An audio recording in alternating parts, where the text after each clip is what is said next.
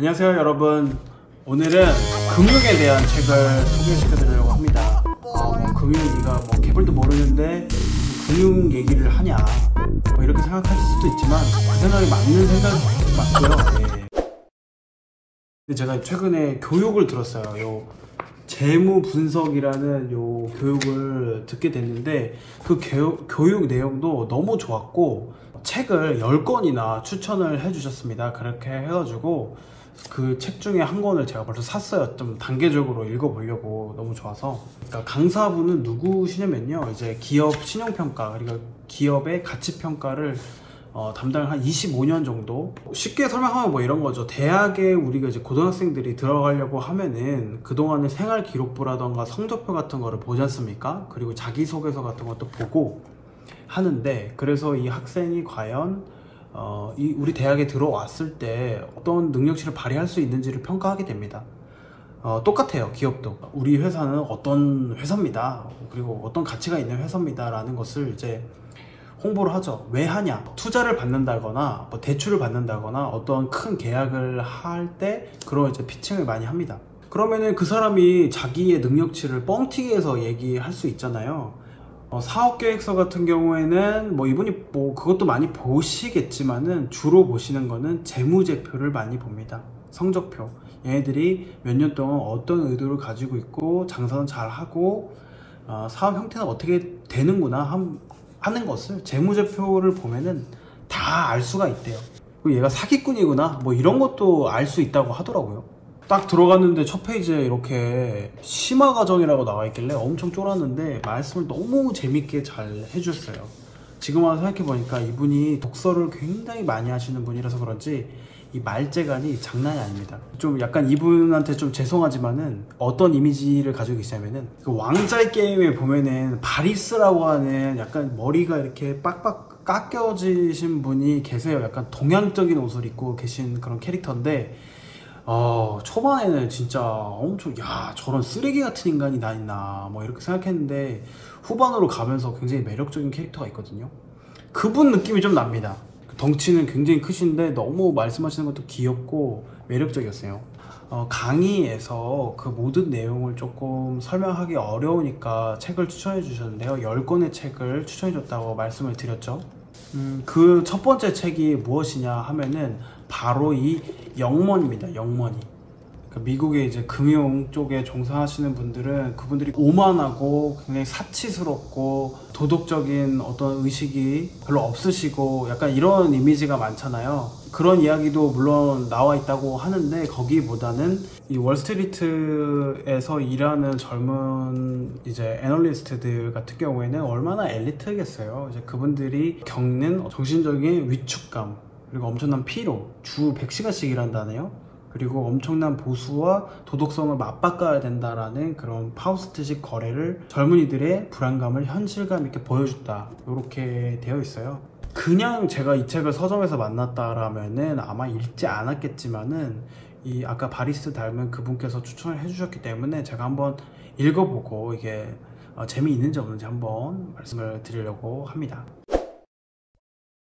자, 그럼 바로 두 번째 책에 대해서 가겠습니다. 두 번째 책, 그린메일. 조주환 님께서 쓰신 그린메일, 바다출판사에서 출판이 됐네요. 이건 뭐냐면은 그린메일이 초록색 메일이라는 뜻이잖아요. 이게 뭐냐면은 돈 달라는 거예요. 돈 달라. 돈 주세요 하는 메일, 청구서, 그거를 그린메일이라고 부른대요. 일반인도 쉽게 이해하는 M&A의 세계. 그린메일러의 위협에 노출된 재벌 기업과 그로 인해 적대적 M&A에 휘말리는, 이게 무슨 내용이냐면요, 기업도 이렇게 팔릴 때가 있지 않습니까? 그것을 이제 M&A라고 이제 흔히 이제 설명을 할 수 있겠는데요.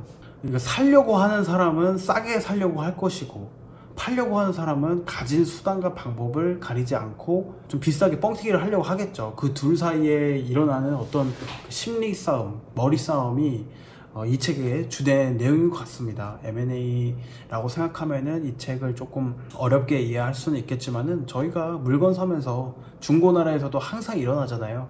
얼마까지 알아보고 오셨어요? 이렇게 얘기하고 사는 사람도 내고 좀 해달라고, 내고 요거는 좀 교통비 좀 빼줘야지 않겠냐라는 이런 협상의 과정이 있지 않습니까? 그것도 M&A에서 이제 그대로 일어난다라는 이야기를 해주시더라고요. 그래서 영원히 읽어본 다음에 제가 한 그린메일을 조금 읽어보려고 합니다. 그 다음에 이야기해준 책은요, 요 책입니다. 욕망산업. 욕망산업은 일본 책입니다. 약간 좀 요즘에 시기가 적절하지 않은 점은 미리 좀 양해를 드릴게요. 그래서 조금 읽을까 말까 좀 고민은 되지만 추천을 해줬으니까 일단 얘기를 합니다. 이 소설 대부업이 어떻게 돌아가는지에 대해서 설명하는 그런 책이래요. 제가 기억하기로는 이 책의 야한 부분이 굉장히 많이 앞에 나온다고 들었습니다. 네, 딱 여기까지 얘기하겠습니다. 그 다음 얘기해드릴 책은 환율전쟁이라는 책입니다. 조성민 씨가 리즈 앤 북에서 출판한 환율전쟁이라는 책입니다. 어떤 군사작전보다 파괴적인이라는 부제목이 달려있는 책입니다. 국제 환투기 세력이 국내 종금사를 파산시킨 사건을 바탕으로 한 실화소설이다. M&A 출신의 현역 금융 전문가인 저자는 오랫동안 수집해온 국제 환투기 세력에 대한, 환투기가 뭐죠? 환율 전쟁 이야기를 들려준다. 다음 책은 고객의 요트는 어디에 있는가 라는 책입니다. 요거 근데 무슨 말이냐면은, 그러니까 결론부터 말씀드리자면은 이게 돈은 누가 버냐라는 뜻이에요. 돈은 누가 버냐. 관광객들이 이제 요트 이렇게 정박돼 있는, 미국의 요트 정박돼 있는 곳에 이렇게 딱 가면은 다 펀드 매니저의 요트인 거죠. 근데 실제로 펀드 매니저가 고객의 이제 투자자들, 그러니까 고객의 돈을 받아가지고 다 이렇게 투자를 하는데, 실질적으로 고객은 돈을 못 번다는 거예요. 펀드 매니저를 데리고 있는 그 회사, 그리고 펀드 매니저 월급만 주지 실제로 고객은 돈을 못 번다라는 뜻입니다.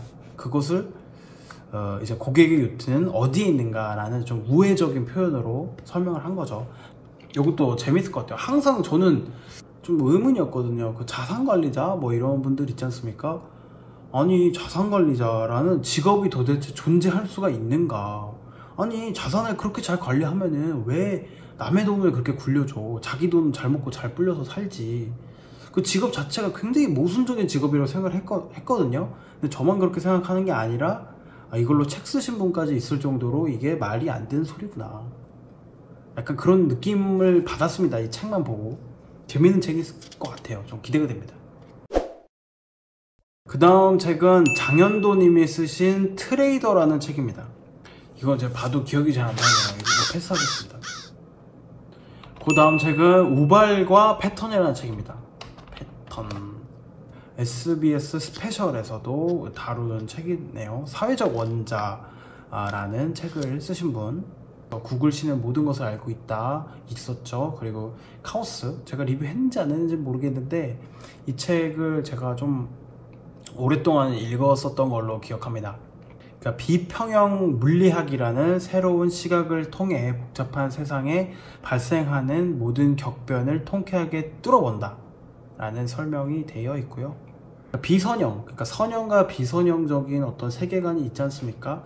우리가 어떤 공식으로 예측할 수 있는 어떤 물리학이라던가 정력학적인 그런 세계가 있는 것이고, 우리 이게 공기, 이렇게 바람 오고 태풍의 경로를 막 예측하고 이런 것은 사실은 어떤 난류를 예측하는 측면에는 비선형 방정식이라는 것이 이제 사용이 됩니다.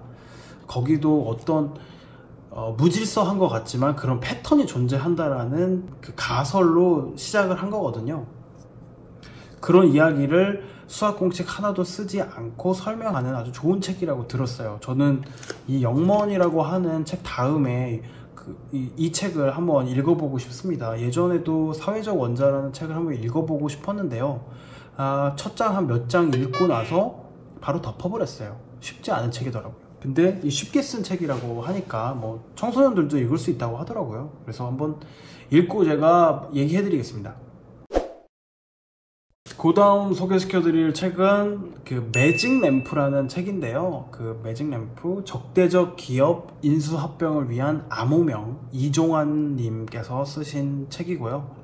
이 책은 외국 자본의 실체를 파헤치고 있는 최초의 본격 금융 소설이다. 월가에서 국제금융의 면면을 경험한 저자는 우리나라에도 본격적인 M&A 시대가 도래했다고 강조한다. 다음 책은 이노우에 야스시의 둔황이라는 책입니다. 문학동네에서 세계 문학 전집 49편으로 되어 있고요. 그 시기가 좀 적절하지 않아서 제가 짧게 설명하겠습니다. 20세기 초 둔황 막고굴에서 발견되어 전 세계를 놀라게 한 경전의 비밀에 착용하여 아주 그 조그마한, 그러니까 짤막한 어떠한 글씨를 토대로 이제 소설을 쓴 거예요. 인생의 무상함을 그리면서도 인간 감정의 소중함을 일깨워 주기도 하면서 시대를 초월하여 존재하는 삶의 방식에 대한 제시를 하고 있다. 네, 이것도 제가 한번 읽어보고 싶은데 요즘에 좀 시기가 적절하지가 않아서 좀 어떻게 참아야 될지 잘 모르겠네요.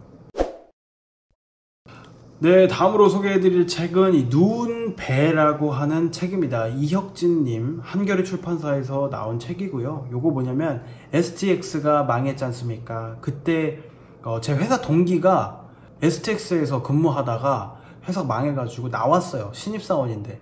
그래가지고 저희 회사로 다시 취업을 했습니다. 그래서 이제 STX는 제 기억에는 저희 동기가 전에 다녔던 회사로 이게 기억이 되고 있는데 그 이야기를 다룬 책이에요.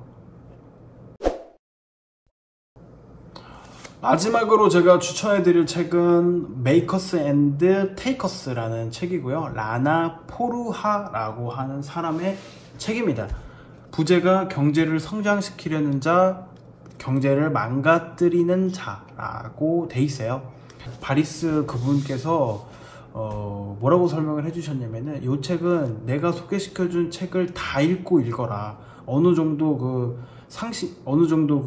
사전 준비가 되어 있어야지 이 책을 읽을 수 있을 거다라고 말씀을 해주셔가지고 제가 책 소개를 간단하게 읽어드리겠습니다. 고용에서 4%만 책임지고 경제에서 7% 역할만 하면서 전체 기업 수익의 25%를 가져가는 금융의 연금술. 블룸버그 올해의 최고의 책, 파이낸셜 타임즈 올해의 비즈니스 도서라고 하네요. 이것도 재밌을 것 같습니다. 근데 이것을 보려면은 반드시 앞에 거를 읽어야 된다고 하니까 조금 걱정이 되지만 찬찬히 이 영문위부터 보면서 한번 저도 금융 그 지식을 좀 재미있게 키울 수 있도록 노력을 한번 해보겠습니다. 그리고 좀 쉽게 보라고 2개의 영화를 소개를 해줬는데요. 첫 번째는 뭐냐면은 빅쇼트, 그리고 두 번째는 마진콜. 요거 2개를 보면은 미국 금융시장 그리고 용어들을 좀 이해하는데 조금은 도움이 될 거다. 그리고 무엇보다 재밌다라는 얘기를 해주셨습니다. 네, 오늘은 소개받은 책들이 어떤 게 있는지에 대해서 설명을 해드렸는데 이분이 이 금융 분야에서 25년 이상 일을 해 오시면서 그 추천해주는 책이라 저는 굉장히 신뢰가 가요. 이분 다음에는 제가 실제로 이 책을 읽고 어땠는지에 대해서 이야기하는 영상을 제가 찍도록 하겠습니다. 오늘도 시청해주셔서 감사하고요. 다음에 또 만나 뵙겠습니다. 안녕.